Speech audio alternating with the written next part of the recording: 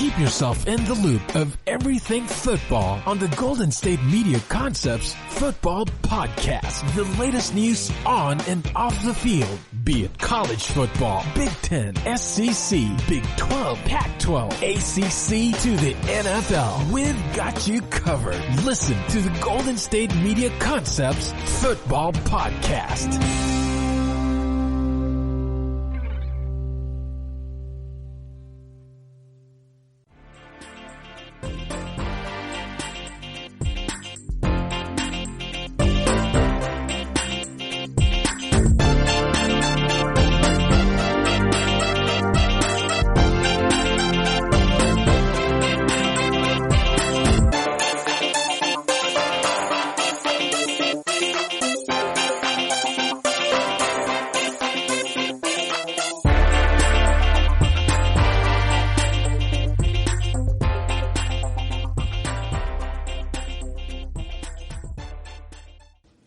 Hello.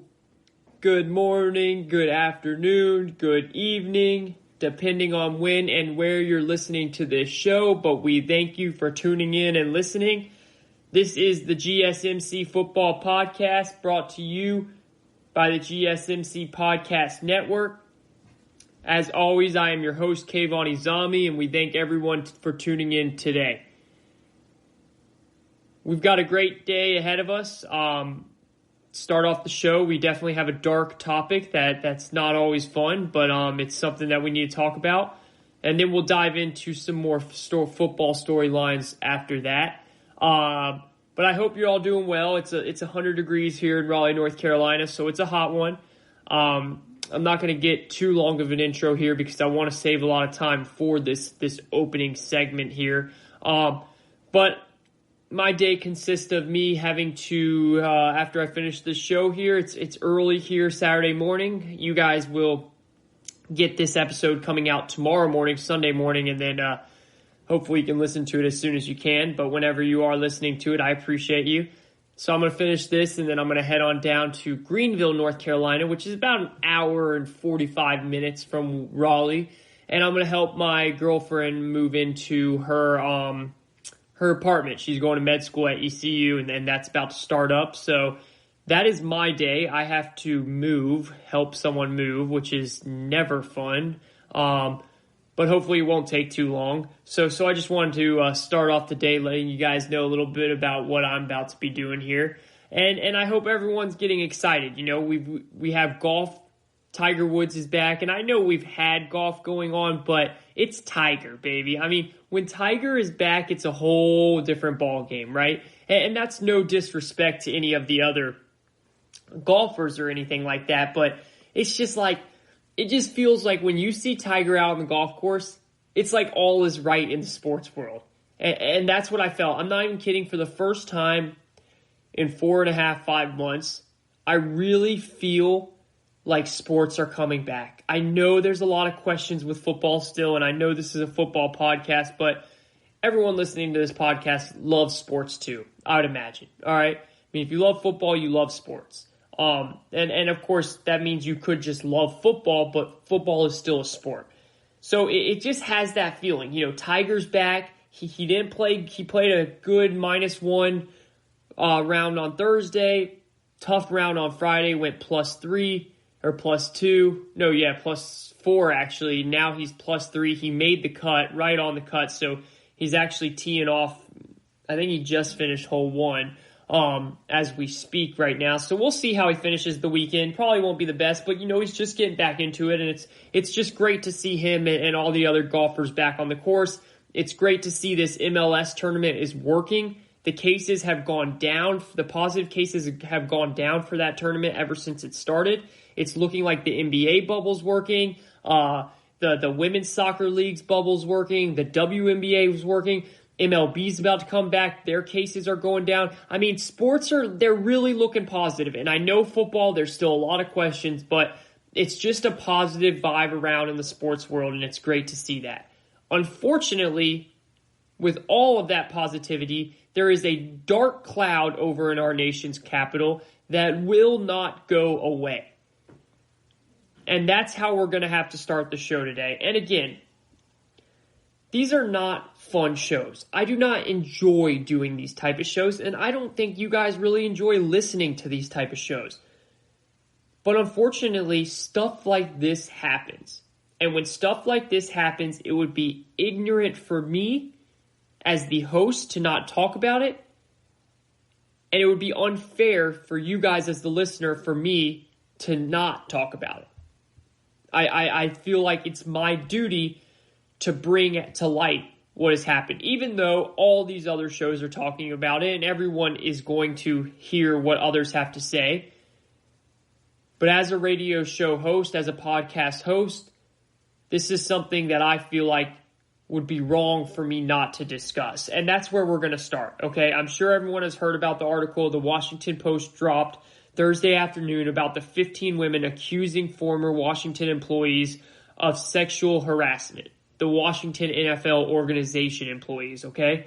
And I want to be very, very clear with what I am about to say here. And I ask all my great listeners out there, I love you all, to please listen up and keep this in mind through what I'm about to say, throughout this entire segment. Everything that is about to come out of my mouth, I'm Kayvon Izami. This is me talking. Everything that is about to come out of my mouth is me reporting what the article wrote. I'm reporting on what these 15 women told the Washington Post, and then the Post went and did a comprehensive and an extensive research, but until proven in court or until proven in a court of law or whatever, this is all alleged. And I am just reporting on what allegedly happened at the Washington NFL organization, okay? So I just wanted to start there and want everyone to keep that in mind. Now, if you guys remember, we started last show 2 days ago, the podcast that came out 2 days ago about Washington finally changing their name and how Daniel Snyder, the owner of the team name, he finally gave in to changing it. Once again, another mess, that dark cloud. It just will not leave that Washington, our nation's capital. It just won't. Well, I'm sure the thought of Dan Snyder changing his team name is now become the last of his worries after what has happened now. Because what we have here is text messages and witnesses and details of former employees of the Washington organization, and more specifically, male employees objectifying female employees, male employees using derogatory comments to female employees, sexually and verbal harassment towards these employees. Look, I want to start with this part here, and then we will go into the article more. Women have it extremely hard in the sports world. Bam, it's out there. And it's been out there. And I hope I didn't just blow your mind, because this has been something for many, many years has been happening. Ever since women started working in sports, this has been happening. I know some people don't like hearing this, but this is true. I've worked in sports organizations. I know many women who work in sports organizations, and this is just the hardcore truth. Women have it extremely hard in the sports world. They just do. It sucks. It's wrong. It doesn't make any sense to me. And despite all of this, women still succeed and make it big in sports every day. We see great examples of it all the time. And don't get me wrong, I'm not saying every woman that works in the sports world has to endure this disgusting nonsense, but it happens way too often, and it shouldn't be happening at all. We went through this exact same scenario pretty much, I don't know if you guys remember, a year and a half ago with the Dallas Mavericks, the NBA organization.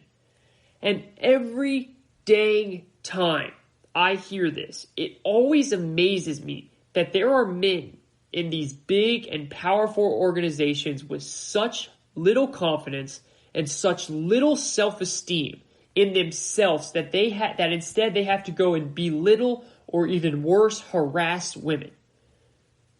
It's disgusting. It's pathetic. You're pathetic. And actually, you're way worse than that. But luckily for you, I can't use those words on this show. And it just goes to show, and I mean, go and read the article, please. I encourage every one of you, to go and read this article.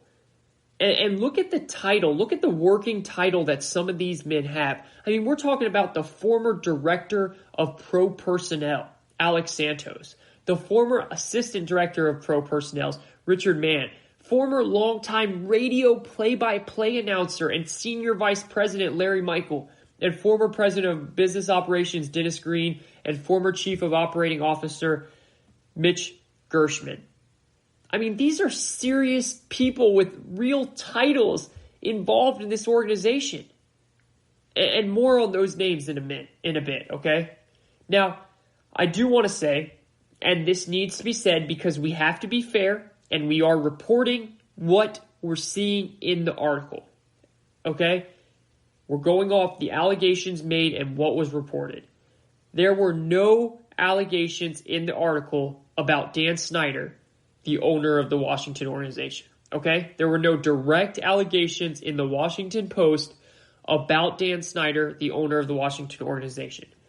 I want to be very clear on that because we do want to be fair here.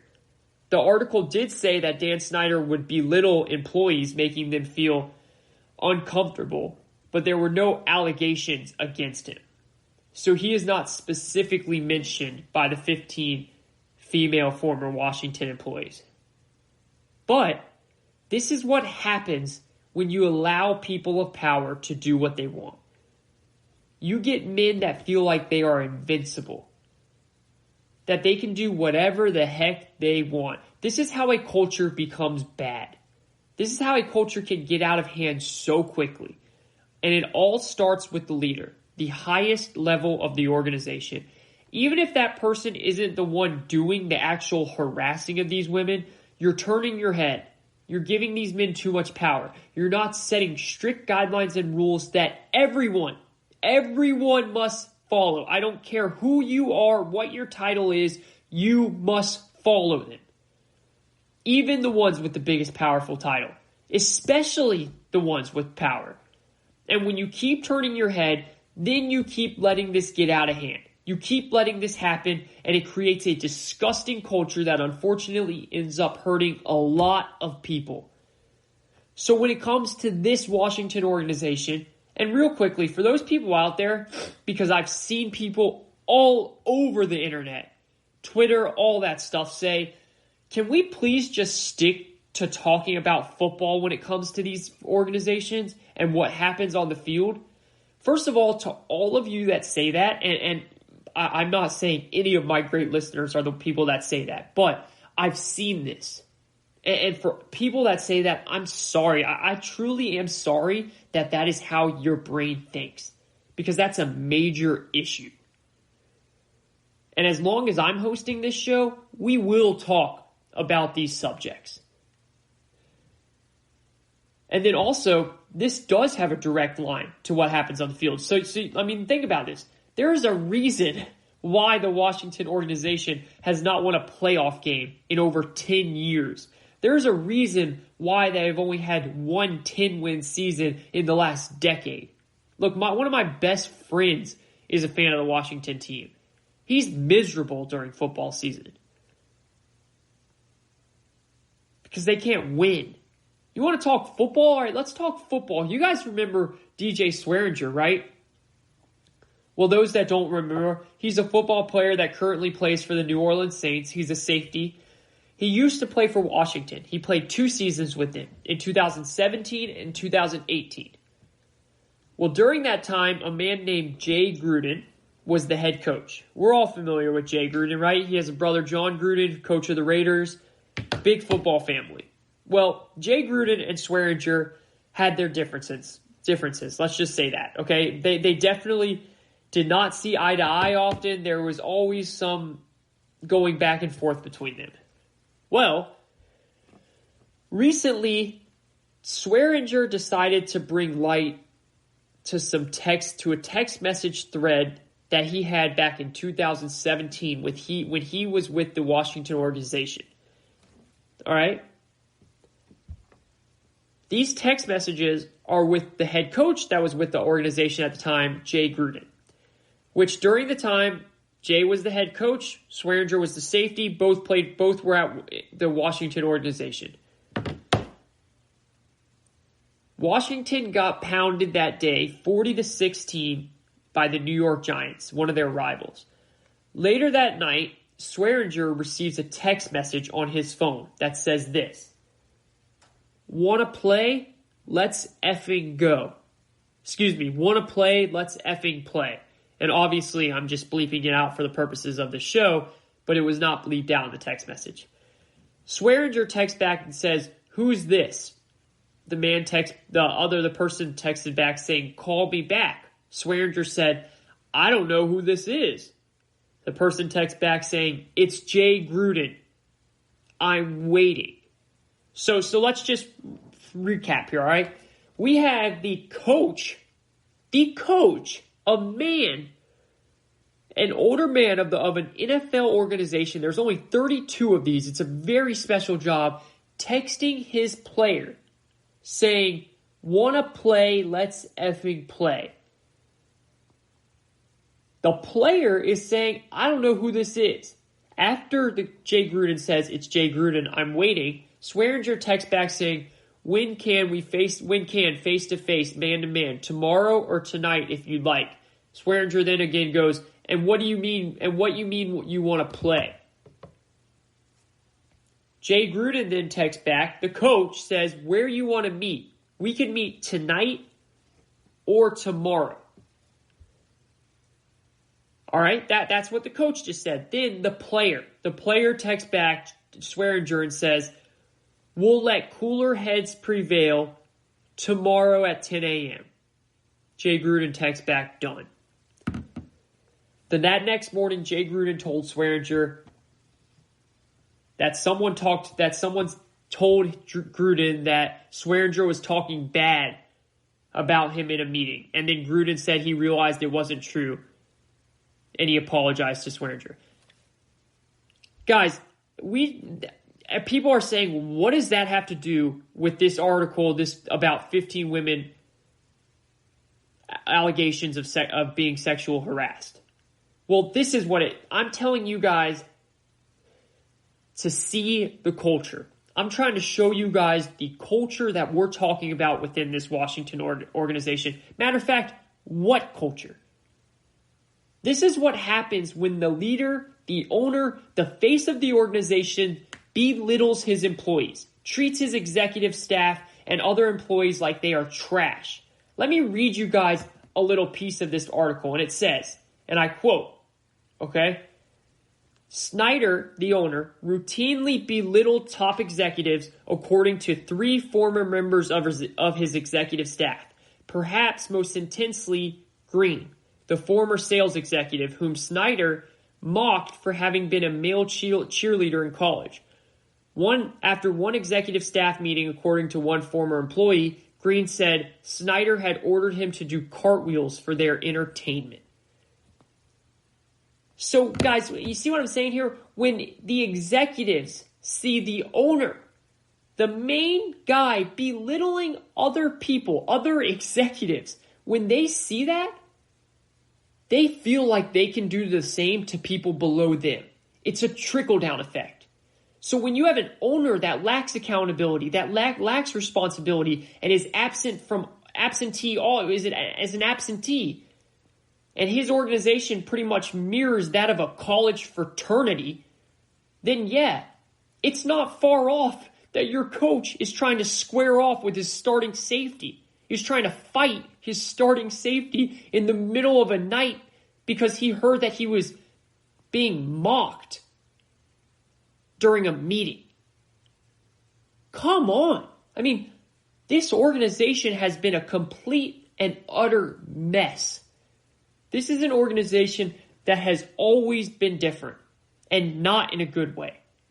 The culture has always been in question, no matter who's the GM, who's the head coach, and I think that has a lot to say with the leader of the team, the owner, Daniel Snyder. Look, anyone that follows the NFL knows that this dude is just odd. He has always gone about things in a different way. There's always been a lot of negative noise coming out of that organization in the nation's capital. These are the things we have known for a while. And you know what is kind of odd? I thought about this when I heard this news break. If you guys remember last week, we were talking about the conversation of the name change and everything like that, and how the reason this whole thing's happening is because big money sponsors were pulling out their money. And that made a lot of sense to me because that was the way to force change, you know? That was the only way Snyder was going to listen because he was so adamant about not changing the name. What didn't make sense to me was when the minorities owners of the team. And so first, before I lose any of you guys here, Daniel Snyder owns 60% of the team. He is the majority owner. The other 40% is owned by a couple different people, and those are the minority owners. So when Daniel Snyder, being the majority owner, he is the face, he is the one that does a lot of the day-to-day, he is the one we associate the organization with. The minority owners, they make a killing also. I mean, if you have a stake in the NFL, it's pretty much always, I mean, actually not even pretty much, there is always revenue coming into your pocket. Literally every single year you will make money as an owner of an NFL team. It doesn't matter if you own 60%, 40%, 10%, whatever. You're making money.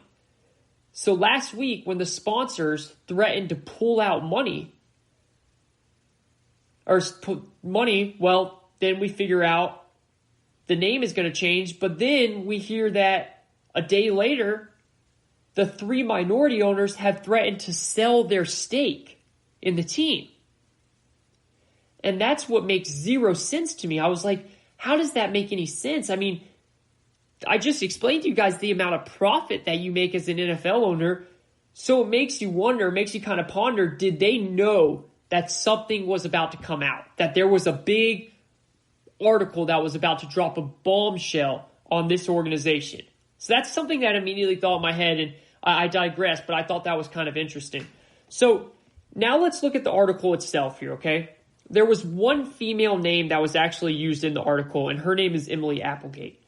Most of the women, when they left the organization, had to sign a non-disclosure agreement stating that they wouldn't tell others the dysfunction and what this organization has been doing.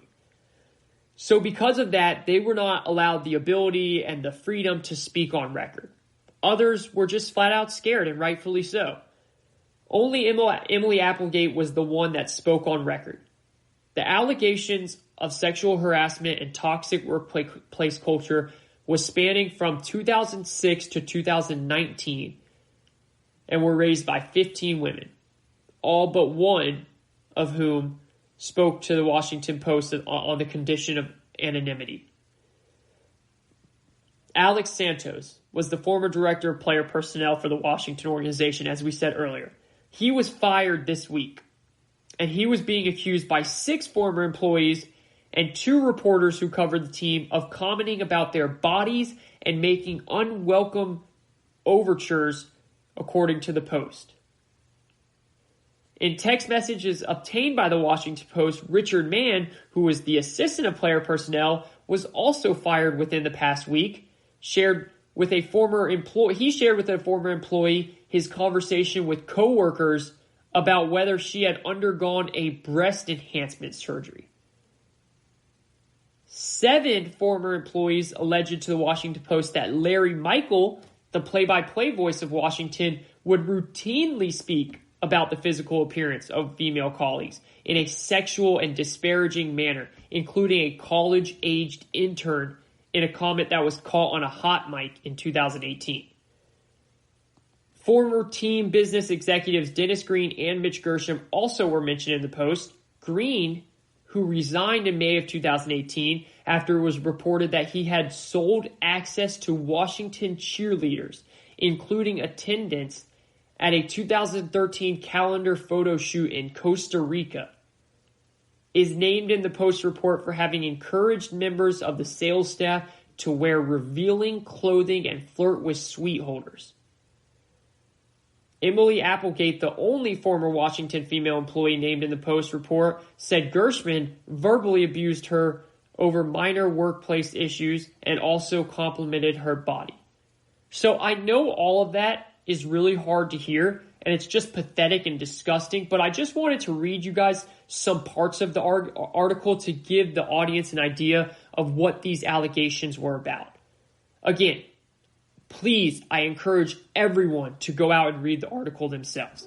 I don't have the time to go through the entire article, so I just want to give you give you guys snippets of what these allegations were about. So we're about to end the segment here, but I want to be very clear about this. So please, everyone listen up to how I end this segment. You know, there is a line from one of my favorite movies, Remember the Titans. And I actually heard Jason Reed, who is a senior writer for The Undefeated and works for ESPN, say this. And it just sounded so perfect, so well that I wanted to repeat it. He said, attitude reflects leadership. And he said that's the line from Remember the Titans. And it's a perfect quote for this. You know why? Because the only way culture like this changes is by the person running the organization. Whether that means changing the person that is running the organization, or if the man running it right now, and in this case it's Daniel Snyder, is willing to stand up and say enough is enough. If he is willing to take responsibility and say, yes, I have gone about this the wrong way. Yes, I should have been more involved with what is going on in my organization, and I should always make sure that everyone in my organization feels safe and comfortable working here. Now, does that make things better for the people that have been victims before? It doesn't make things better for these 15 women. Of course not. But what it can do is it can stop this from happening ever again. Daniel Snyder bought the team back in 1999, and every single day since then has been a complete and utter failure in the way he runs his organization. A complete failure. It's a complete failure that these things have been allowed to happen in his organization. And then after this article comes out, the man waits until the next day to come out and say something? His head coach is out there 30 minutes after the article comes out. And Dan Snyder should have been right there with him saying, I'm sorry, this is my fault. I let this happen. I take responsibility. But he didn't. And let me be very clear about this too, because I've been hearing a lot of this. I hear so many people talking about, now that Ron Rivera is the coach of all of this is going to get better. Stop it. Stop that nonsense right now. Look, Ron Rivera is a great man. He is a true leader, and he's going to do everything he can to change the culture. And that's great. It really is. But at the end of the day, he is a football coach. He doesn't have the power, nor should he have the power or the responsibility to have to change this entire organization. That starts with one man and one man only.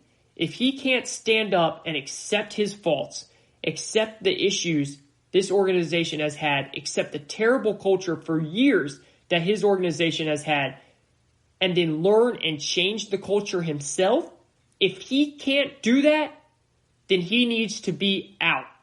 He needs to sell the team. It's that plain and simple. Change starts at the top, and it trickles down from there. This is the GSMC Football Podcast. We'll take a quick break and be right back after this.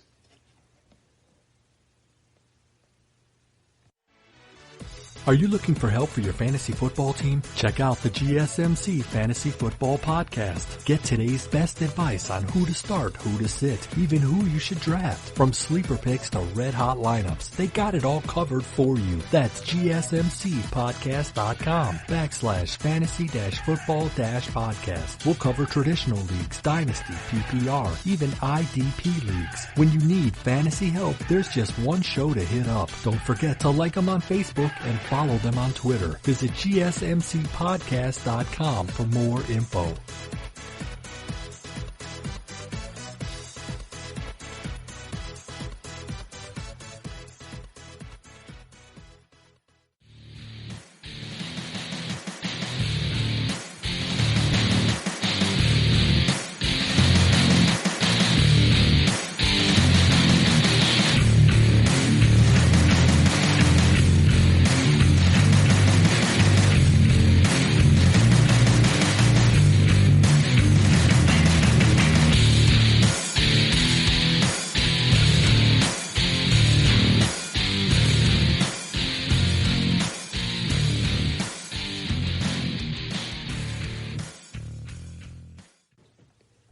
Guess who's back? Back again. That's right, we are back. Welcome back to the GSMC Football Podcast. I'm your host, Kayvon Izami. Hope you all enjoyed my little intro singing right there. Some throwback Eminem. You know what, actually really quick funny story on that. So my dad was born in Iran, right? If you guys saw what I looked like, I don't look Persian at all. I got mainly my mom's genes. But anyways, you know, I have blonde hair, super just fair skinned. That's kind of how I look. And my sister, who's a little bit older than me, she got more of the Mediterranean complexion, like a little bit more tanner. So my dad was born in Iran, and when we were little, we would go over there. You know, when I was much younger, 5, 8, 10 years old, and see, you know, my grandma and my aunt and stuff like that. Well, one year we were there, and everyone there, you know, black hair, tan skin. It's very rare to see a super white hair, blonde, pale kid coming on into that country. So one day we were there, and we were walking around the mall, and these kids start running up to me, and they're like, Eminem. And I'm like, Dad, what is going on? What are they talking about? And they thought that I was Eminem, or that I looked just like Eminem. And they were like, literally like following me around, pointing me, Eminem. And I was like scared for a second. And then my dad and my sister were like, they think you're Eminem. And it was really funny. I've told that story many times to my friends, and it truly happened. So sometimes I like to say, you know, I'm Eminem, and like to think that I can rap a little bit, but I can't. So anyways, hope you guys are enjoying the show. We had a darker topic of a segment to start the show, and you guys can always go back and tune into that if you want. But now we're going to get into some football talk, because the season is getting closer, and it looks like the NFLPA and the NFL, they still have a lot of things to come together on, but it looks like training camp as of right now is starting on time. And they're going to go for it, and they're going to see what happens. And it will be interesting to see if that changes. Like I said, they still have to figure out a lot. I know the NFL Players Association is not happy with the way that the NFL is handling it. I know they came out the other day and said that the NFL needs to put more focus onto the virus and realize the importance and the danger of this virus. So we'll see. It could get messy. It sucks that they've waited so long to figure all this out. And that's my thing. I really feel like the NFL kind of just thought, by the time it comes to us, because remember, they've had this long runway of time to figure things out. You know, they've been the one sport that was lucky that didn't have to deal with it in real time. But now it's coming, and it's like, why didn't you guys kind of start these conversations earlier? And it will be interesting to see if things change and if they're able to come to an agreement on how they want to handle COVID for this upcoming 2020 and 2021 season. I know we're all hoping for a season. I know we're all praying for a season. I'm right there with you. I feel like by the day, it seems like college is going to be harder and harder to happen. I'll tell you what, there are a lot of rumblings about college football happening in the spring. I don't know how you do that. I'm still super lost in how that's going to happen. But there's a lot of talk on that might be happening. So we're going to dive into the Kansas City Chiefs here in a second. And then remember, coming up at segment 4 to end the segment, the fun segment that we love to do to end the show every show, we're going to do something interesting. So listen to this. This stat blew me away when I heard this. This upcoming season, we're going to have 12 players play on the franchise tag this NFL season. That means they're going to be playing on a 1-year deal where the franchise slapped the tag on them, right? Because that means the organization and the player and his agent could not come together and find a deal. Kind of like the Dak Prescott situation we've been talking about. In NFL history, since the tag was created, there's never been more than 8, I think it was, players. It was either 8 or 9, I have to go back and look at that have played on the franchise tag in one season. We're going to have 12. And it was 13, but last second, Derrick Henry and the Tennessee Titans came together for a deal. 12 players. So what we're going to do, and I thought this would be cool for that segment, we're going to do a little game called Cash It In or Walk. And what's going to happen is I'm going to be asked questions about each player that's on the tag.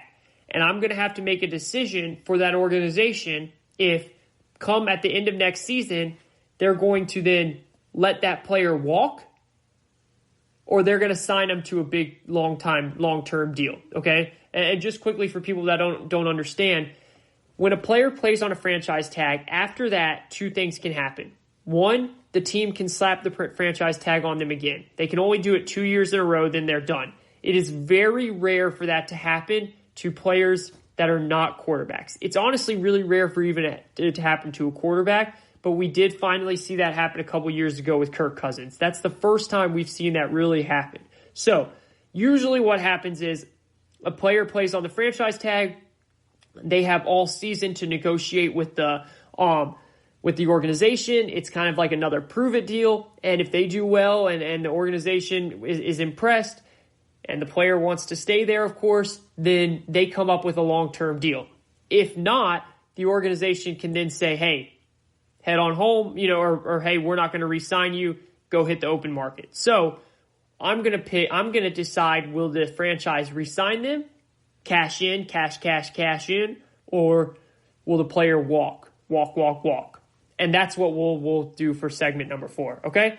So for here, though, we want to talk about the Kansas City Chiefs.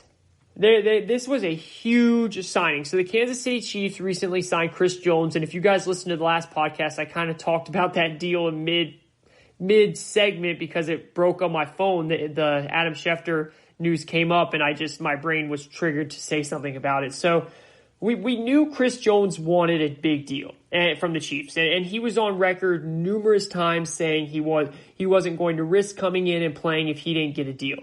We don't know if he really would have held out, but that doesn't matter anymore because the Chiefs got it done, right? So they signed their guy, Chris Jones. It's a 4-year deal with $80 million. When he signs the deal, when he goes and puts pen to paper, he is due $37 million. So signing bonus, $37 million, and then $60 million is guaranteed. All right, so the dude is an absolute beast. We're talking 6'6", 300-pound monster who wrecks havoc up the middle. It's not very often you see a defensive tackle lead his team in sacks. But that's what Chris Jones has done the past 2 years. So now the Chiefs bring back the second best defensive tackle in the entire NFL, only behind Aaron Donald. And I think everyone would say Aaron Donald is obviously in a class by himself. But then if you look at sacks, quarterback pressure, Pro Football Focus grades, Chris Jones ranks first in all categories for defensive tackles, not named Aaron Donald. And all those Raiders and Broncos and Chargers fans are just shaking their head right now. They knew Patrick Mahomes was coming back. They knew the majority of this team was coming back, but they were hoping. They had a glimpse of hope that just maybe their best defensive player would end up leaving. Well, that hope is now gone. The Chiefs lock up Pat Mahomes on a 10-year deal, and they bring back Jones on a 4-year deal. And now Kansas City is sitting here 1 month or so out from the season, getting ready to start, and they are now bringing pretty much everyone back. Kendall Fuller is the only significant contributor who is gone, and he went and signed with Washington. Wonder if he's regretting that one now. 20 of the 22 super starters, so 20 of the 22 starters, Super Bowl starters, like the starters that played in the Super Bowl last year, are returning. The entire coaching staff has stayed intact, which is wild because their offensive coordinator, Eric Bieniemy, should have gotten a head coaching job somewhere. But he is back, and hopefully next year he'll get that head coaching job. So everyone on the staff has returned. 20 of 22 starters are coming back. Oh, and they also drafted Clyde Edwards-Helaire, who was just a monster of a running back for the national champions LSU team last year.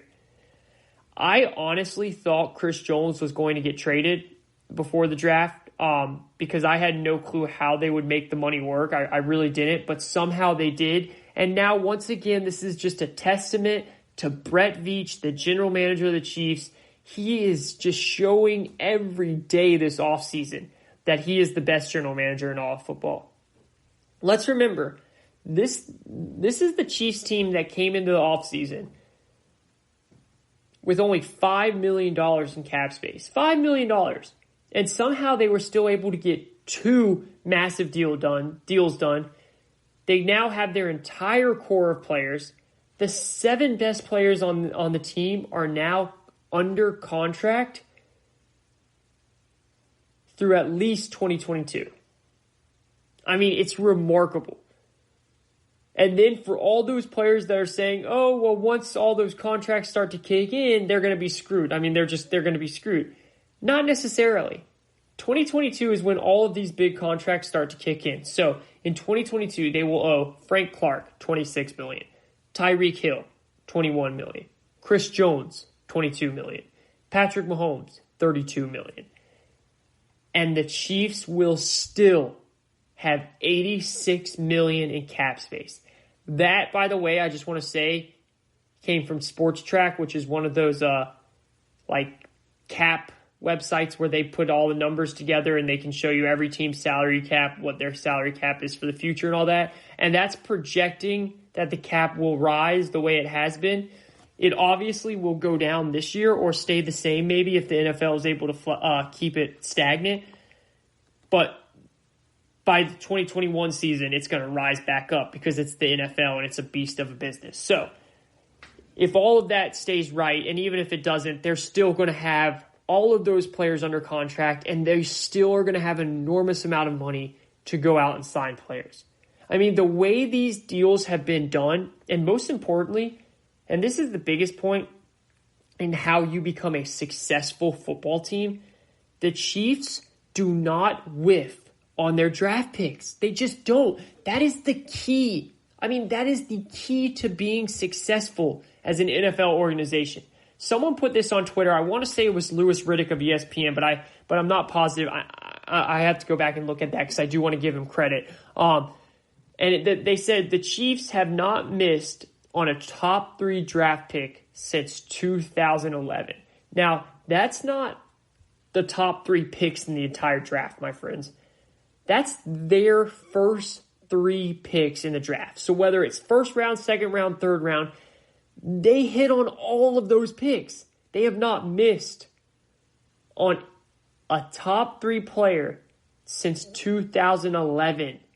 That just does not happen. It's incredible the way this team has done their business. They truly have an organization that values every part of what goes into building a team. Free agency, contracts, the way you create contracts, you have to be super creative, and scouting. And scouting, most importantly, and putting together the team through the draft. They built this team through the draft, and then they're able to add fun pieces along the way like Tyrann Mathieu, like Sammy Watkins, because that's how you build a team. They now have everyone locked up that they needed to lock up, which means the core of the team are going to have a chance to win not 1, not 2, but 3 consecutive Super Bowls, which has never been done before, I may add, in NFL history. And NFL history has always shown us something. If you're going to win a bunch, you have to do it in close bunches. Well, you say, what the heck does that mean? Look at the Patriots. They first won 3 Super Bowls in 4 years in the first decade. Didn't win a Super Bowl at all for the next 10 years, right? They then come back and win 3 Super Bowls in 5 years in the second decade. So you get what I'm saying? When you have to win and win a lot, you have to do it in bunches in a small period of time. That's because the NFL has so much parity and so many good players, you can't stay on top forever. It doesn't drag out. Even if you are the best at creating space and all that stuff. It's the NFL. Injuries happen. It's impossible to do it over a long span of time. But you can do it over a short span of time. The Patriots have shown us that. And, when I first heard the news that the Chiefs are re-signing Chris Jones, the first word that came into my head was Dynasty.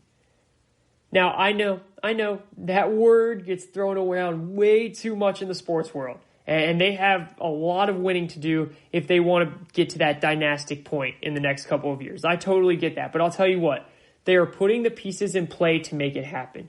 It just now comes down to the execution, it comes down to the execution, which they executed to the highest level last year. So they showed us that they can do that. And you know what's the craziest part about all this? We're in the middle of a pandemic, right? We have teams out there that are lucky to re-sign or sign one big contract this season. Lucky to do that. And that stat that I told you guys, it's actually since 1993, the most players to play on the franchise tag is 9. So that was 9, all right? Now we have 12 players that are going to play on the tag this season. The most ever since the tag was created, as I said, in 1993. And I think that has a lot to do with what the times that we're in as an economy right now. So many of these teams couldn't get a deal done for so many reasons, but a lot of the teams are worried where the cap is going to be going next year because of this pandemic. But the Chiefs said the good old saying, scared money don't make money. Let's get this massive deals done. And they got two huge deals done this offseason during a pandemic. It truly feels like men against boys out there this offseason, and the Chiefs are just lapping the field. Which now brings up the question, are we officially seeing a dynasty being put together? And again, I know that word is used so loosely in sports, and most of the time it isn't accurate because we were talking about professional sports, and every person playing is good. Just that good. So every team is really good. It's hard to go on a dynasty run. It takes a lot of sacrifice. Tom Brady took a lot of pay cuts. There's a reason why we don't see many of the same coach and same QB together for 20 straight years in football. Egos are involved. Money becomes an issue. Other teams are out to get you. It's hard. It's really hard. I remember back when the Miami Heat created the Big Three for the NBA. I was like, man, it's over 10 straight rings. Like, count it right now. It doesn't work that way. These professional players they have confidence, they have egos, and they're out to get you. They want to take out the champs. You have a bullseye on your back 24/7.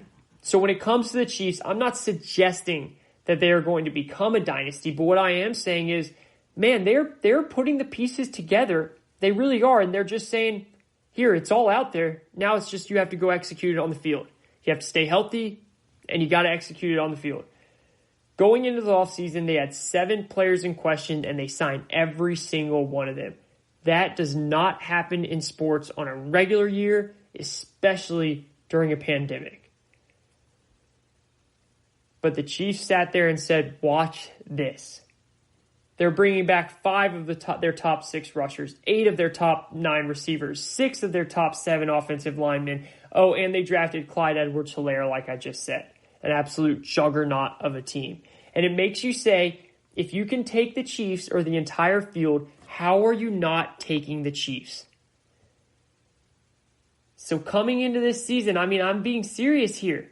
And if anyone disagrees with me, please let me know. But coming into this season, if someone gave you and I'm not asking you to bet your money, definitely don't bet your hard-earned money, but if you were going to bet fake money, and they said the Chiefs are the field, or the Chiefs are the AFC, I don't know how you would not check off the Chiefs. Because right now, they are lapping the AFC with what they've done this offseason. The pieces are there. And this is one thing I want to say about a dynasty too. If you look at it, it's interesting. Usually when you create a great team that is so good with this many people, they tend to be hated by most fans unless you're in Kansas City, right? It just doesn't feel that way about this team. There's something different about it. And we're going to dive into what that is. And then we're going to talk about the Cleveland Browns. They also got a big deal done. They're another team that actually has spent some money this offseason. Is it time to start looking at the Browns? Now that they've signed Myles Garrett, now that Odell Beckham's starting to talk, Baker Mayfield's going into year 3. What do we expect from the Browns this season? We'll dive into that right after this break. This is the GSMC Football Podcast. I am your host, Kayvon.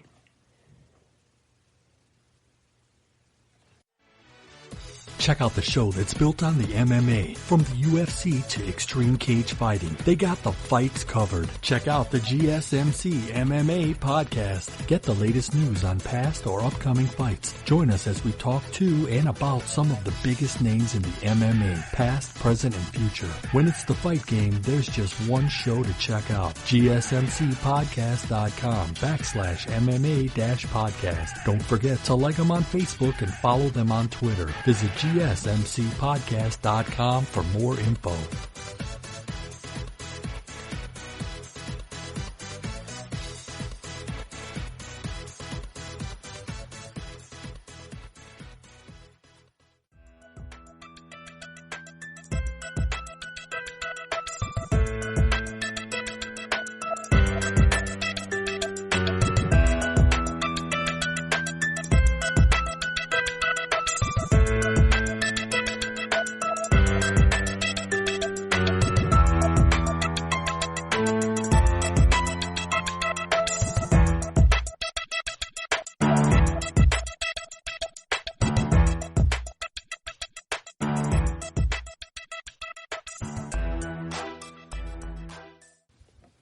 This is the GSMC Football Podcast. I am your host, Kayvon. We are brought to you, as always, by the GSMC Podcast Network. Go check us out on iTunes, Spotify, Apple, wherever you listen to your podcast. We are there. Just type in GSMC Football Podcast. You'll see my name. You'll see a description of what the show's about.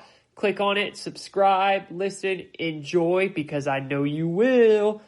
And then hit me up. Let me know your thoughts. I take criticism. I love criticism. I grow from criticism. And I take compliments as well, of course.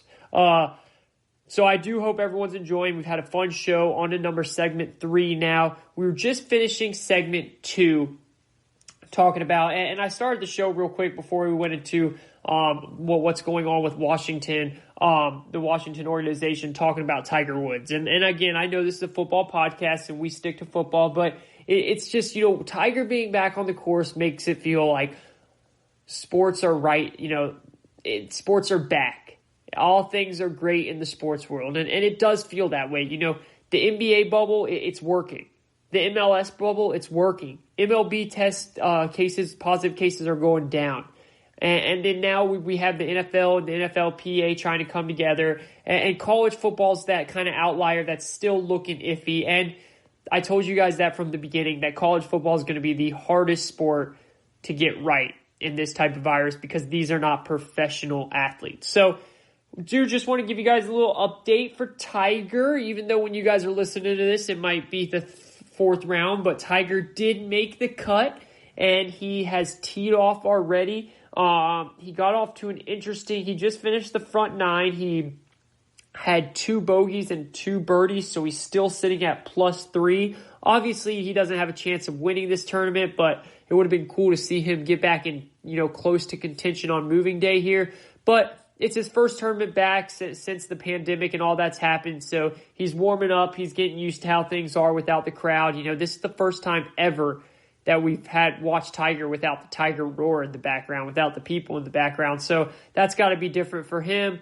And he's got to get used to that. But it's great to see him back out on the course and golf doing so well as a sport during these tough times. So what we were talking about, though, before we went to break here is the Kansas City Chiefs. And I threw out that word dynasty. And I know a lot of people cringe when I say that in the sports world because it is a loosely used word. It's a word that's used way too early. We predict it because of one thing that's happened in the past, and that's fair. This is an interesting situation because it's not just what they've done in the past, but it's what they're doing now too. Okay, it's putting all of that stuff together. It's that 2 years ago, if it wasn't for Dee Ford lining up off sides or just a coin toss falling the other way and Patrick Mahomes gets the ball first instead of Brady, there's a good chance that they're going to the Super Bowl. All right, and then you go back to that, and this year they do go to the Super Bowl. They come back from every single game and they win. And they finally get that first Super Bowl, the first Super Bowl in Kansas City for the last 50 years. So that's the start of it, right? And then the second part is they go into an offseason with a pandemic where it's hard for any team to sign anyone. And they go and sign 2 massive deals. One of them is a 10-year deal, a decade deal with their quarterback for almost $500 million. And then the other one's their best defensive player in Chris Jones, who most of us didn't even think was going to get a deal or was probably going to get traded, to be honest. So that's why I say it's kind of like men against boys. You know, they're lapping the field right now. But in terms of the dynasty talk, in terms of is this a dynasty being created? And you know what's interesting about this team? Usually when you're a great team, and we're just going to finish this up real quick, and then we're going to go into some Cleveland Brown talk here because they also just got a massive deal done, and they have a very intriguing season come up. So we'll get to that in about a couple minutes here. Usually when you're a great team that is so good with so many good players on there, they tend to be hated by most fans. You know what I'm talking about? Unless you're in Kansas City, you know, it's usually like, gosh, I hate that team. Like look at the Warriors. Like, yeah, they were loved for a bit because everyone loves Steph Curry, but they weren't a dynasty then. They only won 1 ring and then lost the next year to LeBron. And then right when they signed KD, they immediately became the villain. That's when they became hated because it was like, are you freaking kidding me? Another superstar? LeBron and the Heat, they were hated right away. I mean, they were hated for them more than any team I've ever seen in my life. Any team that I can remember. Look at the Patriots. People hated the Patriots dynasty. I mean, because the way Bill Belichick would act. I mean, look at the way he was discreet. He doesn't let anyone in. He almost has that vibe of I'm better than you. He used sneaky rules to beat you. He has been caught cheating. I mean, he was, you know, the epitome of, like, I do not like that guy. And then you have Tom Brady. He's the quarterback. He's the quarterback with the supermodel girlfriend, the supermodel wife, excuse me. Like, he doesn't even seem human almost. You know, he eats avocado ice cream. He's a beast at 42 years old. So people kind of envy that, and they then become the villain because of that. You know? You get what I'm saying? Are you following me? With this team, with this Kansas City team, it's different, you know? I mean, you have Patrick Mahomes, who's just a good old Southern boy with a normal girlfriend. You're able to relate to him more. He looks less superhuman and more human. He's just a likable guy. There's just an energy about him where you can relate to him. And that is hard with professional athletes, especially the ones that are winning so much. And then look at Andy Reid. Andy Reid is like your goofy uncle who will always finish everyone's plate if you don't finish your meal. You know, you're at the barbecue and he'll just come around and say, "Hey man, you gonna finish that? Hey sweetie, you gonna finish that? No worries." Or you bring a friend to the cookout and he's like, "Oh, I'm so full." It's like, "Hey man, just go give that to Uncle Andy. Uncle Andy will eat that up for you." You know? He wears the fun Hawaiian shirts. He's down to earth. He jokes with the media. Like these things matter when it comes to teams like this. You feel like you can relate to this Chiefs team much more than you can with dynasties of the past. And that is why I don't see many people talking bad about Mahomes or hating on the Chiefs. And I know this is early and things can completely change if they go on to win a couple more Super Bowls. And immediately people can start to hate that because let's admit, that's what happens. When you start to win, when you start to become dominant, people turn on you. That's just how the world works. So it will be interesting to see how that goes. It will be very interesting to see how that goes. But that's something that I thought was kind of different about this Chiefs team. And again, I'm not calling this Chiefs team a dynasty whatsoever. I'm just telling you that they've put the pieces out there. They have everyone ready to go. And now it's just going to have to be staying healthy and execute on the field like we've seen them do last year. This is the GSMC Football Podcast. I'm your host, Kayvon Izami. Hope everyone's having a beautiful weekend, a great day. Good morning, good evening, good night, wherever you are. I want to talk about the Cleveland Browns now, okay? Now, they also just paid big money. Big money. Say it with me. To Myles Garrett. All right? Myles Garrett signed a 5-year, $125 million contract with the Cleveland Browns, including a $21 million signing bonus and $100 million guaranteed, and an average annual salary of $25 million. In 2020, Garrett will earn a base salary of $4 million while carrying a cap hit of $9 million because the contract won't kick in yet. So this is the highest contract in NFL history for any player that is not a quarterback. And I am totally fine with that. I know people are saying, man, the last time we saw this guy on the football field, he was beating someone with their own helmet. I get all that. And it was a terrible look back then. And Myles Garrett, and I said it when it happened, is so lucky that nothing worse happened. That he didn't hit him with a certain side of the helmet that could have killed Mason Rudolph. He is so lucky. But he made a mistake. And I know a lot of people don't want to forgive that. But guys, he got suspended. He didn't get to play the rest of the season, and he didn't get paid for the rest of the season either. And hopefully he learned from it. And we'll figure that as we go to see if he really did learn from it. Time will tell. But the Browns believed in him, and that's all that matters. We can't define him. We can't define one person on one mistake that they make. You know, this is life. People make mistakes left and right, and one mistake, you cannot define that person for it. Now, he will be on a closer watch. You know, he will be remembered as that for now. So he has to make sure to do everything, not do anything dumb again, and the refs, you know, he should know, but the refs will be watching him closely. So he has to be aware of that. But I think it's cool. And I think this is something we can all learn, you know. I think it's cool to see the Browns showing support that they have for him. It shows leadership. It shows that they have their players back, you know. And that's special. Now this is also a cornerstone moment for the franchise. I mean, listen to this stat, guys. This will amaze you. From 2011, when the NFL adopted a new rookie salary structure, that meant every first-round pick got a 4-year contract with a 5th-year option. So, in other words, since 2011, if you were drafted in the first round, you get a 4-year contract. When that 4-year contract is coming to a close, the organization can decide they're going to pick up your 5th-year option or they're going to decline your 5th-year option. If they decline your 5th-year option, then you become a free agent after that 4th year, and you can go sign with another team.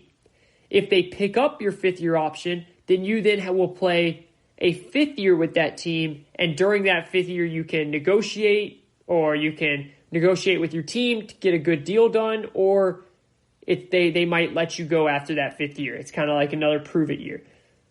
You are able to negotiate with your players before then if you want to re-sign them. And that's kind of what Myles Garrett and the Browns did here. The Browns didn't want to wait until his rookie contract was over. They wanted to pay him. So, from 2011, when this new structure was adopted, not one single Browns first-round pick has been re-signed by the organization. None of them. And listen to this, not even one of them has even made it to the 5th year season. So, they've drafted every year from 2011 until 2016. From 2011 to 2016. And not one of those first-round picks was re-signed by the organization or even made it to the fifth-year option, which means they've done a terrible job at drafting. They've just whiffed every single year on their first-round pick throughout those years. The Browns' 9 draft picks from 2011 to 2016 lasted an average of 2.3 seasons in Cleveland. That is awful. And that is why they've been such a bad team for so long. So not only are they showing that they have Myles Garrett back here, but also it looks like maybe they are starting to understand how this works. They're starting to turn into a better organization. They're starting to get this draft process. Look, the Browns get a lot of criticism, and rightfully so. I mean, they have made some awful decisions in the past, whether it's with signing players, drafting players, signing coaches and GMs. They've messed it all up. I mean, they signed, look at last year, and we'll get into this in a second, but we all understand that, all right? They deserve credit, though, if we're going to criticize them like we have for years on end, we have to give them credit when things are going the right way. And right now, they're going the right way. Right now, they're spending money. They're realizing the situation that they're in, and they're trying to capitalize on that situation. Well, you say, Kayvon, what situation are you talking about? Well, unlike the New York Jets, who have a quarterback on a rookie deal, but are not willing to even sign one of the best safeties, if not the best safety in the NFL, in Jamal Adams, the Browns are saying, hey, we have a quarterback on a rookie deal who we don't have to pay big money yet to. Let's sign some really good players and put some talent around him. And that's what they're doing. The Browns are saying enough is enough. Let's seriously and try and put a real team together. They are now paying 10 players, $10 million or more. 10 players. So they're starting to put a team together. Now, last year, a lot of people were enamored by the roster and what the Browns did in this offseason. And what the Browns did that offseason, last offseason, I was not. I'm not trying to toot my own horn here, but I predicted exactly what happened. I knew Baker was going to have a down season. I knew he was going to take a step back. He had a great rookie season, but if you went back and looked, that competition, that when he started to do well at the end, it was against teams that were just not good. I predicted it because I knew that Baker was going to take a down season, but I knew primarily it was not going to be his fault. Look, he definitely made some poor plays last year, and he did not look good for a majority of the season, but he also was put in a terrible situation, play after play, game after game. The Browns didn't focus at all on the offensive line, which to me is the most important position in football, right? Especially when you have a young QB back there under center, and then most importantly, they hired a coach that was not anywhere near ready to be a head coach in the NFL, all right? So they went out and signed all this talent in the offseason. They didn't focus on the offensive line, which is the most important position in football. And then they hired a coach that was just nowhere near ready to be there. And that's why the GM got fired and the coach got fired. So once again, they fired a one-year GM and a one-year coach. But this time, they had to do that. They got excited. They overlooked the actual qualifications that Freddie was lacking,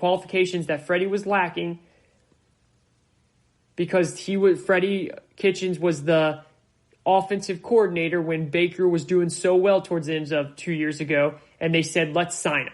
Let's make him our head coach because him and Baker have a great rapport. It was a dumb decision. But now they bring in Kevin Stefanski, who I really do like. I wish they would have brought someone with head coaching experience, but they didn't. And Kevin is a smart coach. He's a smart play caller. He's innovative. He knows that running the ball is important, and he knows that protecting the QB is the most important. So they go out and sign my Falcons' former tight end, Austin Hooper, to a 4-year, $42 million deal. They bring in right tackle Jack Conklin, someone that can protect Baker Mayfield on a 3-year, $42 million deal. They have Jarvis Landry. They have Odell Beckham, who, yes, had a bad season, but he played hurt last year. The pieces are in play. It's now just time to execute. Now, I do not see this team making the playoffs, not this year, but I do think they will take a massive leap up. And there's a possibility that they could make the playoffs because of that 7th team that's going to be added this year. And they will be much more organized, less chaotic, more disciplined football team. There is no doubt about that. So I don't know if they'll make the playoffs. If I had to make a prediction right now, I would say no. Just because the AFC is really good. And I still think Baker has a couple steps that he needs to improve. And like I've been preaching on this since I've started this show, they are a team that's in that boat of new coach with a rookie QB, with a young QB, and they don't have an they don't have a off season to get to know each other and to get to know what the QB likes, what the coach likes, what they do different.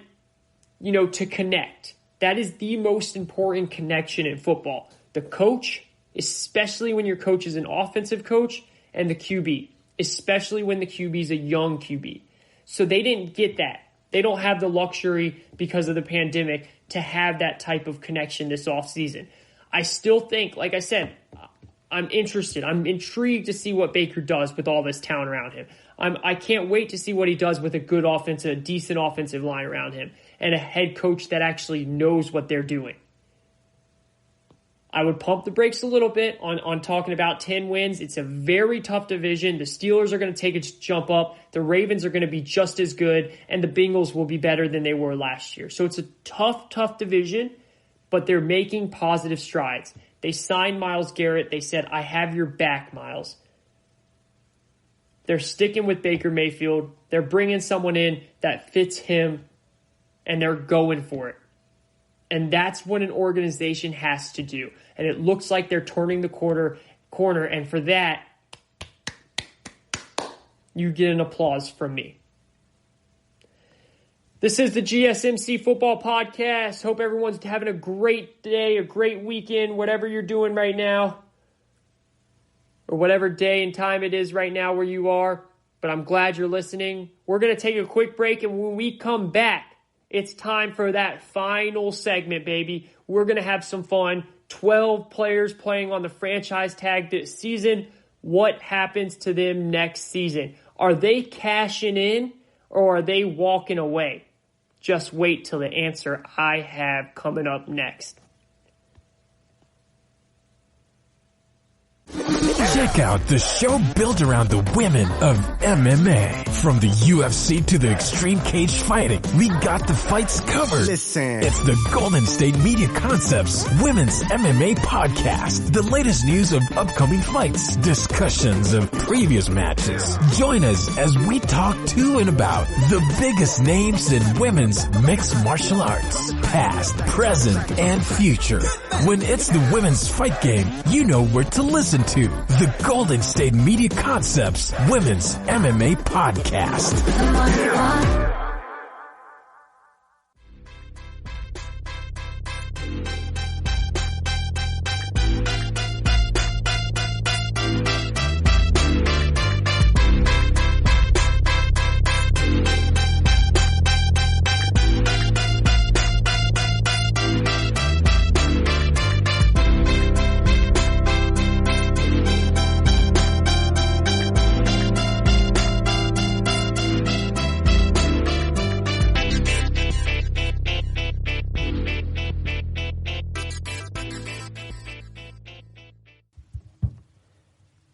We are back. This is the GSMC Football Podcast. I am your host, Kayvon. Wrapping up the show. Always goes by so quick for me. We're now at segment number 4.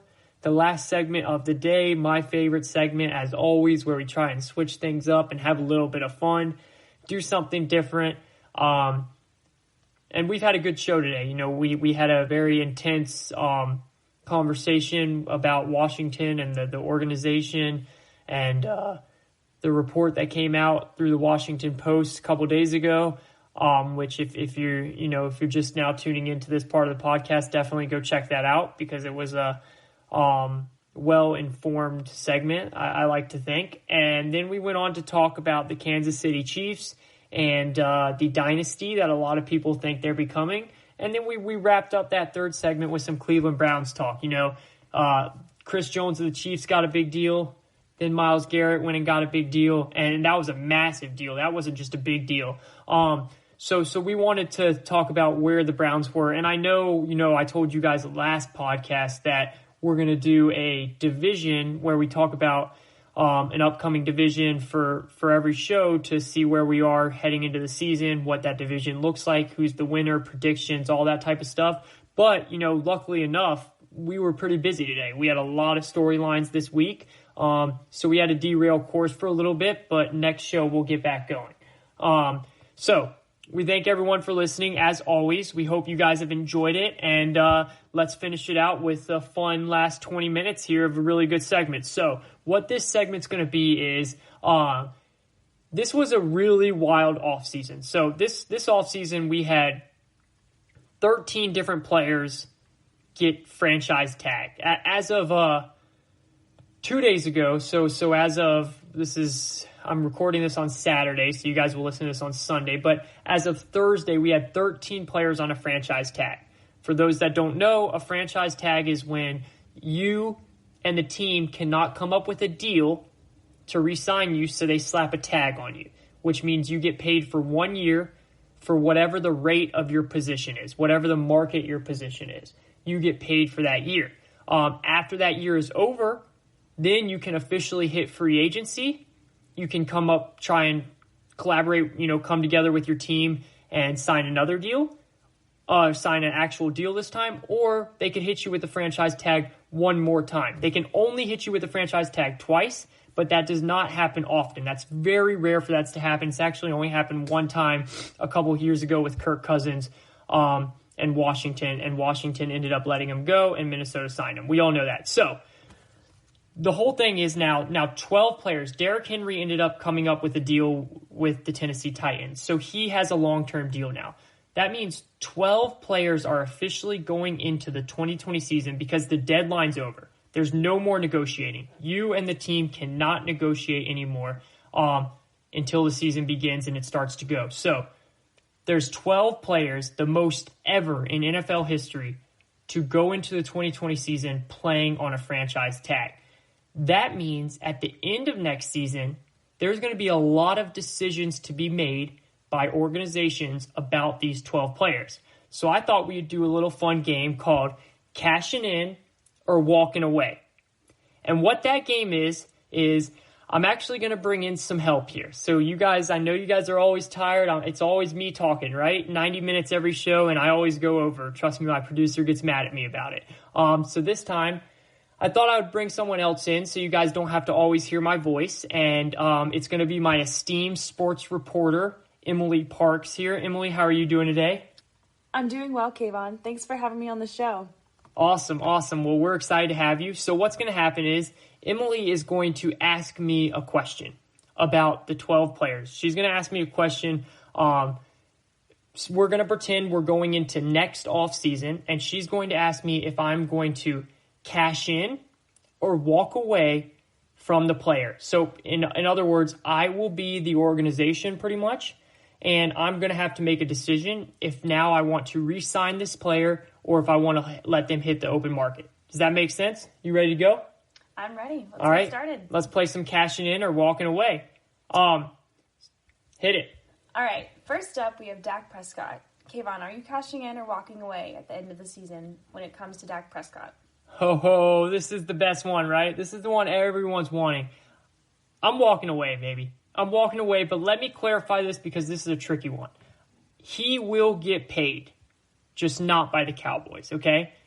And I do want to say this real quick. I forgot to say it before Emily started. I want to make sure, and I feel like this should be known, but you never know in today's days. If I say I'm walking away from a player, it does not mean I don't like them, and it does not mean I don't want them to be paid. I want every player to be paid. I think every player deserves to be paid. They have the talent to be paid. This is just organizations making a decision like all organizations have to, and we're making it fun and acting like I have to make that decision for them, okay? So I just want to say that first. So for Dak Prescott, I'm walking away, okay? He will go get paid by someone else, but I'm walking away. And Jerry Jones has the deepest pockets in the NFL. What I mean by that is homie's rich, okay? He talks money, he walks money, and whenever he wants to sign someone, he signs someone.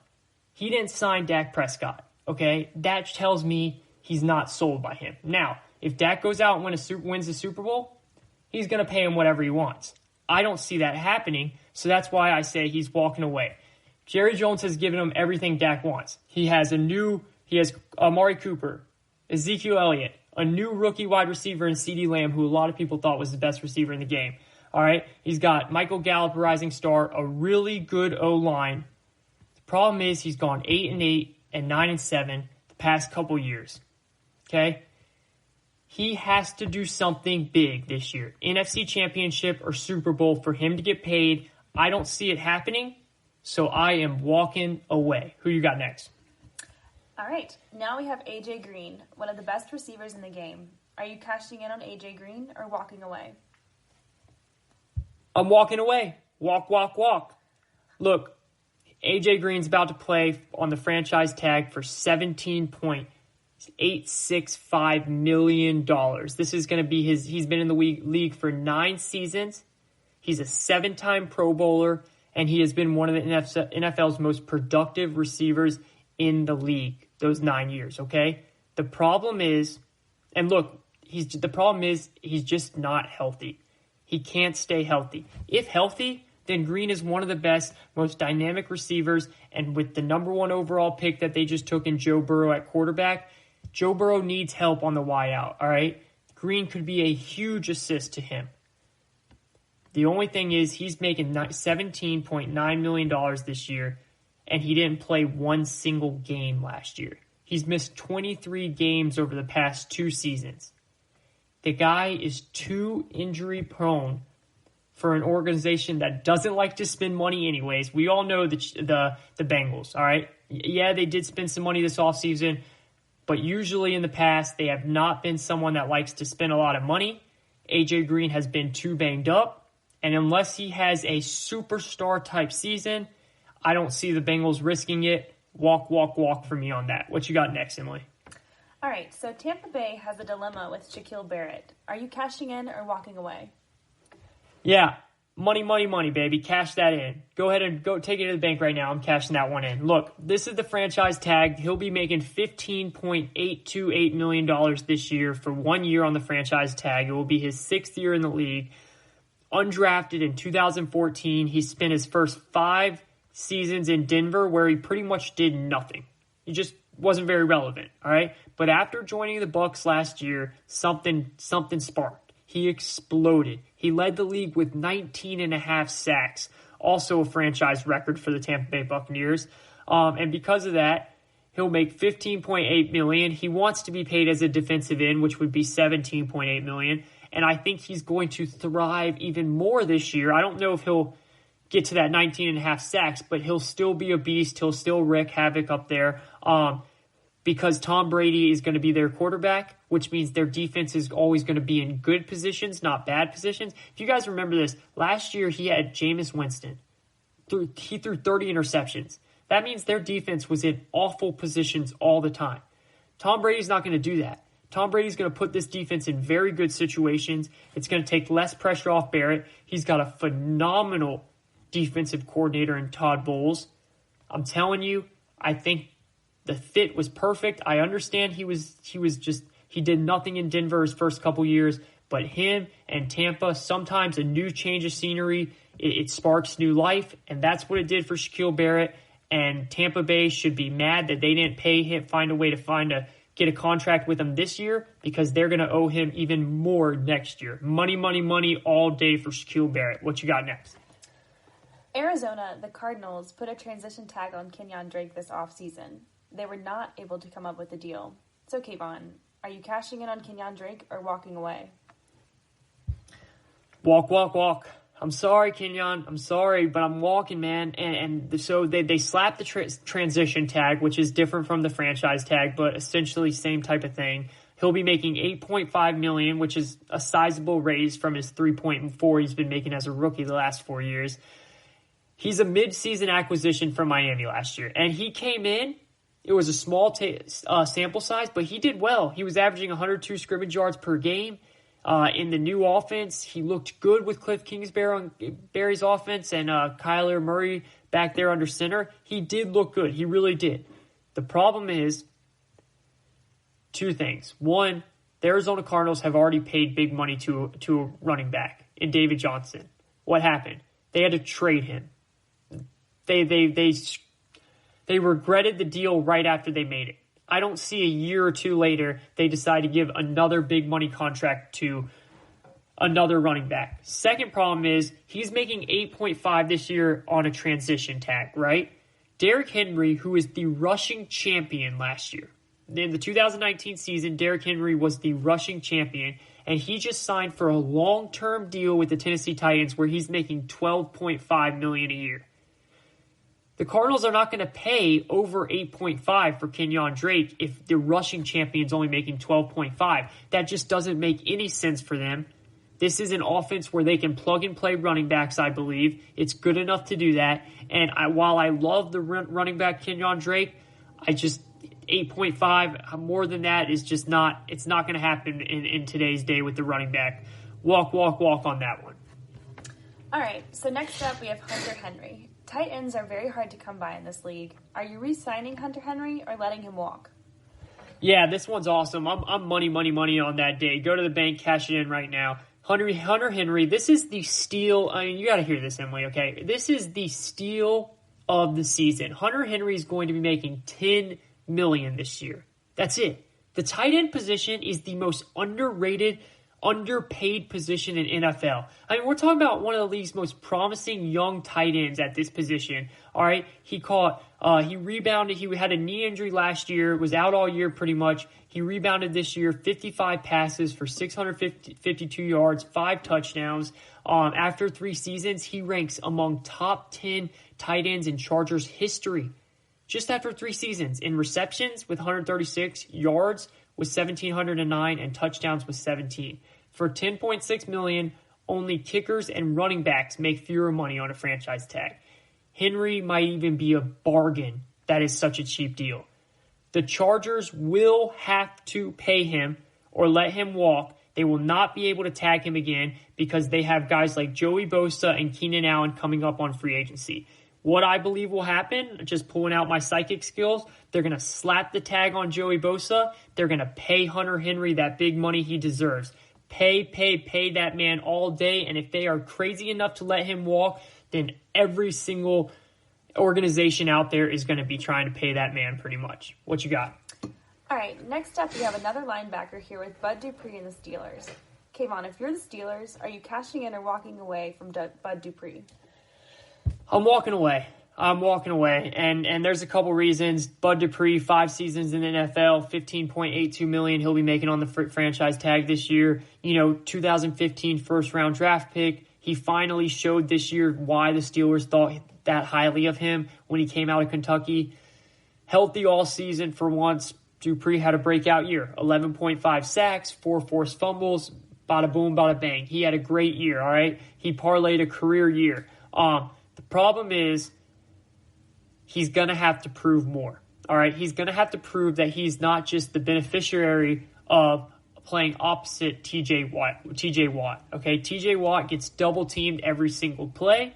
That opens up the other side for Bud Dupree, and he finally took advantage of it because he was healthy. That's the second thing. Okay, look, Bud Dupree's a phenomenal linebacker. I really do like him, and other teams will love him.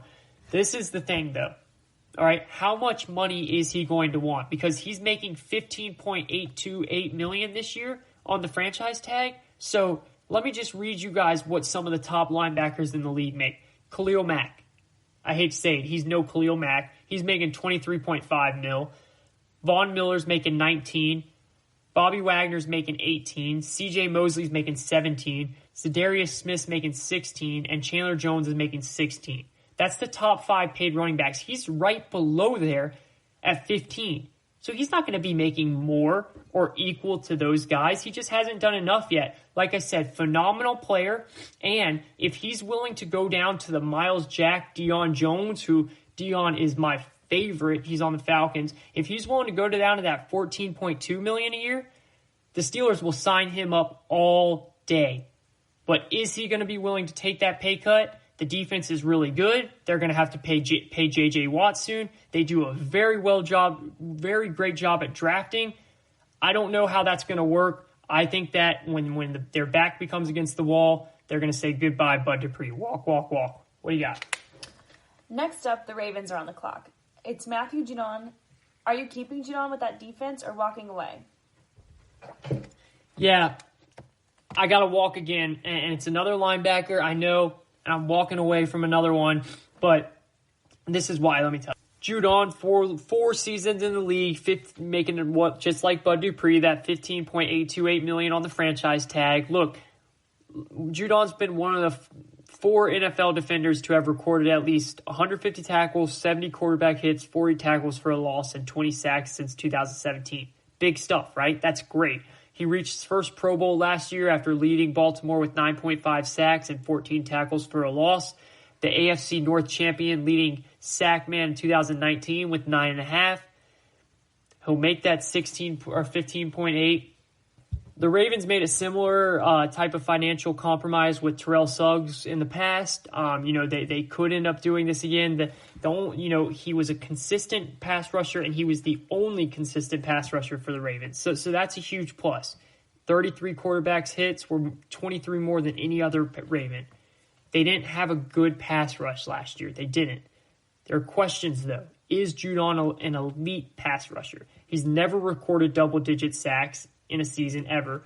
All of his 9.5 sacks came off the blitz last year. It didn't happen when he was at the 4-man rush. But there's no denying, Judon has potential. He has production. But just like the Steelers and Bud Dupree, the Ravens have a really good scouting department too. They know how to draft defense. We think of the Ravens, we think of defense. We think of the Steelers, we think of defense. Both of those teams are trying to build up a good defense. I don't know when they have Lamar coming up later. I don't know when they have to pay him. I don't know if they're going to be willing to give up that type of money in that top 5 range. If they're willing to step back, just like Bud Dupree, the $13 million range, they will sign him up all day. If not, I think they're going to have to let him walk on that. What do you got next? We now have Yannick Ngakoue of the Jacksonville Jaguars. He's been wanting out of Jacksonville for a good while now. Will he get his wish of walking away, or are you re-signing him, Kayvon? All right. We all know this answer. He's gone. I don't even know how he is still down there in Duval County. I don't know how they're still. Everyone likes that. Everyone, look, Emily. When you think of Jacksonville, it's Duval. That's what they do down there. Right. So everyone knows that he's wanted out of this organization for forever. They offered him the big deal. They offered him the money that he wants, and he denied it because he doesn't want anything to do with that organization. Yannick Ngakoue is a straight-up stud. He is going to go get paid somewhere, and he's just waiting for that team to let him out. Listen to this. He's already second in franchise history with 37.5 sacks. And his 14 forced fumbles since he entered the league in 2016 are more than every player except Khalil Mack, who had 17, Chandler Jones, who had 17, and TJ Watt, who had 15 during that span. Another team is going to get a really, really good pass rusher, and once again, Jacksonville is going to lose a good player that they drafted. Walk because of Jacksonville. Go ahead. The New England Patriots will have a very tough decision with Joe Thuney. What will their decision be? Yeah, this is a Raleigh homegrown, right out NC State. It's money all day. It's money all day. Bill Belichick loves 2 things, and he values 2 positions, the cornerback position and the offensive line position. Tooney had a 97% pass block win rate last year, according to ESPN metrics, all right? That uses NFL Next Gen stats to determine which linemen can sustain their block for 2.5 seconds or longer. It was the second best mark among all guards in the NFL. Joe Tooney is a 27-year-old who has started every possible game over 4 seasons and played at a high level. He's an extremely valuable commodity. Bill Belichick values the offensive line. Pay all day. Who you got? Well, I think Washington is in the exact same position with Brandon Sheriff. Are they going to get rid of the talented guard, or will they cash in? Yeah, no, you're right. They are, and they're cashing in. Cash it in, send it to the bank, money all day. They've already screwed up one other time with Trent Williams. Literally last year, a guard who was there, who was amazing, and because that organization didn't treat him right, didn't treat his injury right, he wanted out, and they had to let go of him. They will not make that stupid mistake again. They have Ron Rivera there. Ron Rivera values offensive linemen just like Bill Belichick. They will pay that man. He does need to stay healthy, but when you have a rookie QB like Dwayne Haskins, you got to protect him. Best way to do that, keep a Pro Bowl offensive guard. All right, next up we have Anthony Harris of the Minnesota Vikings. He had a breakout season. What are you going to do with him next offseason?